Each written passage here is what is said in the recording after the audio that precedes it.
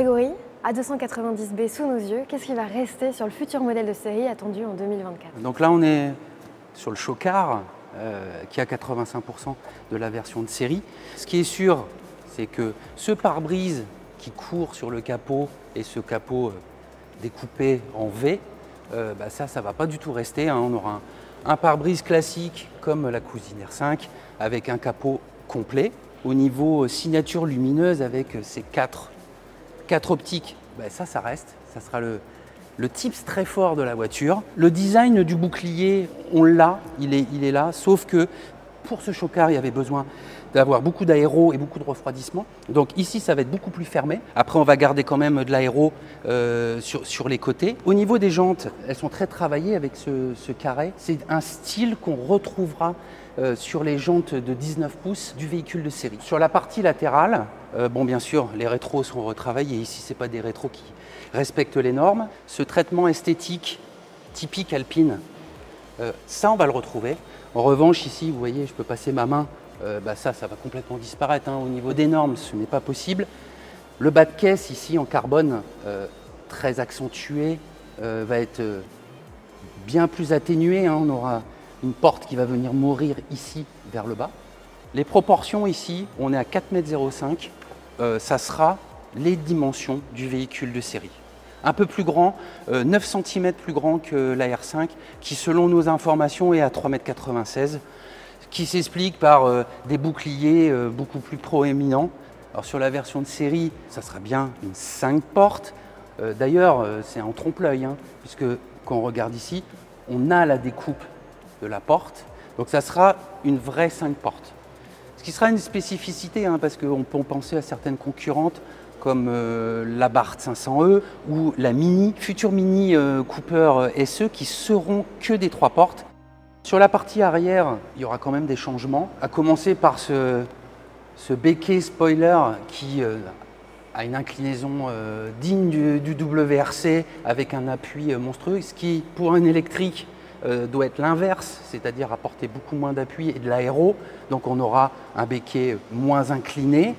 En revanche, une spécificité Alpine sur le Aeon qui différenciera avec la R5, c'est ce petit béquet ici, qui pareil apporte un petit peu d'appui naturel au niveau de l'aéro. Le bouclier avec le diffuseur, on aura cette idée-là, mais moins Shocar. Idem sur les feux.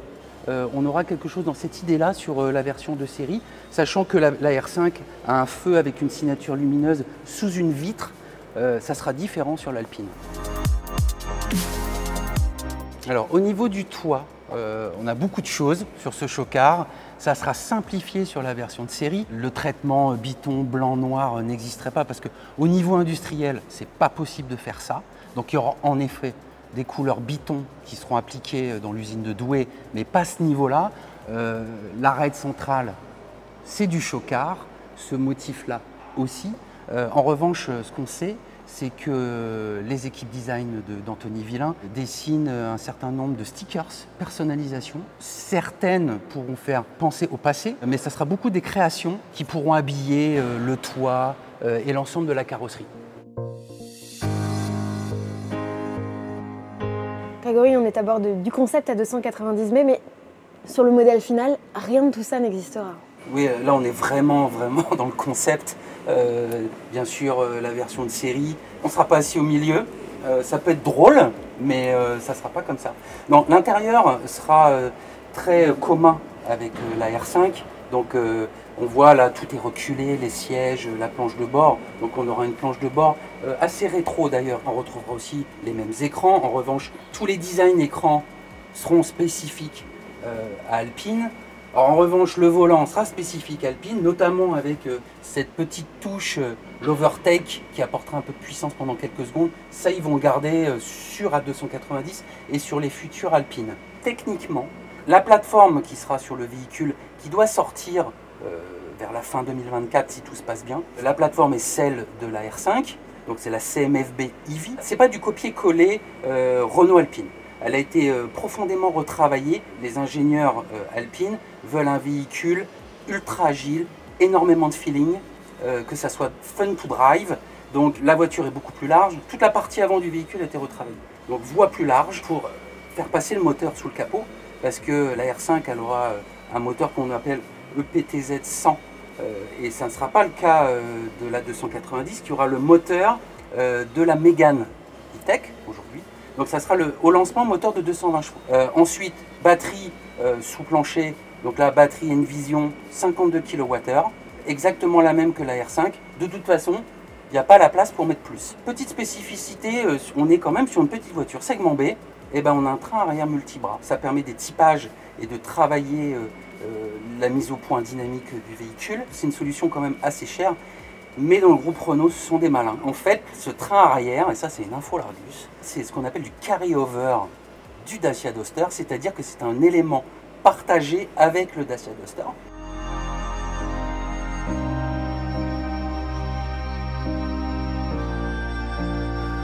Système de freinage différent de la R5, beaucoup plus gros, et les ingénieurs ont travaillé, alors rien de spécifique sur l'allègement. En revanche, il y a du typage et de la mise au point spécifique sur la gestion de la batterie. Ils ont énormément travaillé aussi sur la façon dont le couple est délivré. Donc grosso modo, voilà les spécificités du véhicule. Grégory, en guise de conclusion, est-ce qu'on peut parler de gamme et tarifs de cette A290? Question indiscrète, Géraldine. Au lancement, fin 2024, dans les concessions, donc on aura moteur de 220 chevaux avec batterie de 52 kWh. On sera aux alentours, selon nos infos, de 40 000 €. Aujourd'hui, on a une Abarth 500e qui sort au mois de mai en version de lancement à 43 000 €. Il y aura des versions autres, mais c'est beaucoup moins puissant que la 290. On aura aussi la Cooper SE qui arrivera aussi mi-2024 avec à peu près le même package, 224 chevaux, 50 kWh. Donc ça sera la grande rivale, produite en Chine, celle-là. Donc au niveau de la gamme, on aura ça, un moteur, une batterie, pas de finition. Donc une définition unique et ensuite des packs d'options. Le client pourra personnaliser, pourra même choisir son typage de pneus. Ça sera pour le lancement, mais bien sûr Alpine travaille la suite. Il y a une version qui, elle, est actée, développée, qui sera le moteur de 150 chevaux, comme la R5.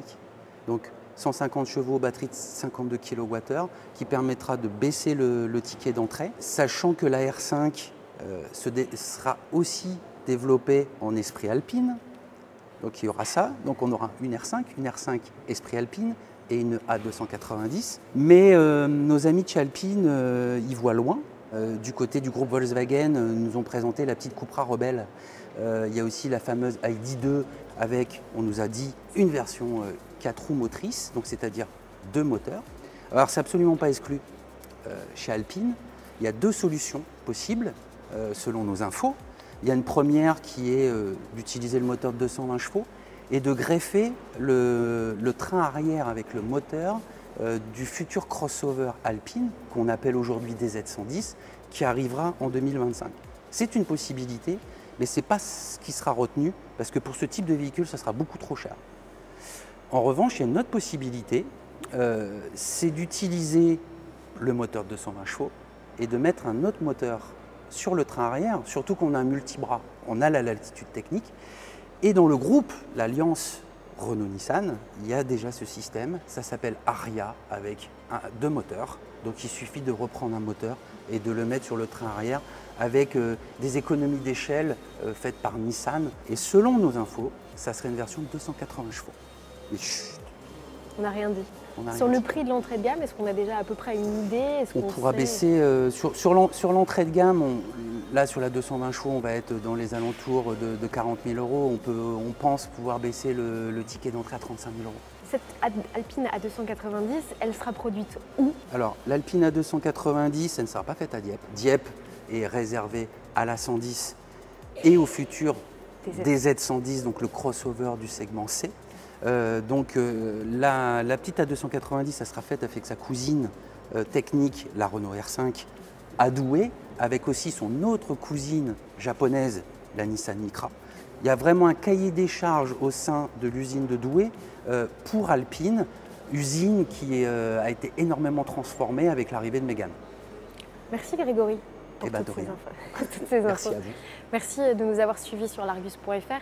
On se retrouve très prochainement pour d'autres vidéos, notamment autour de cette A290 qui va faire des démonstrations au cours de l'année jusqu'à sa mise en fabrication dès 2024. Voilà, n'hésitez pas à vous abonner à notre chaîne YouTube, à nos différents comptes sur les réseaux sociaux et on se retrouve très bientôt pour de nouvelles vidéos. Salut!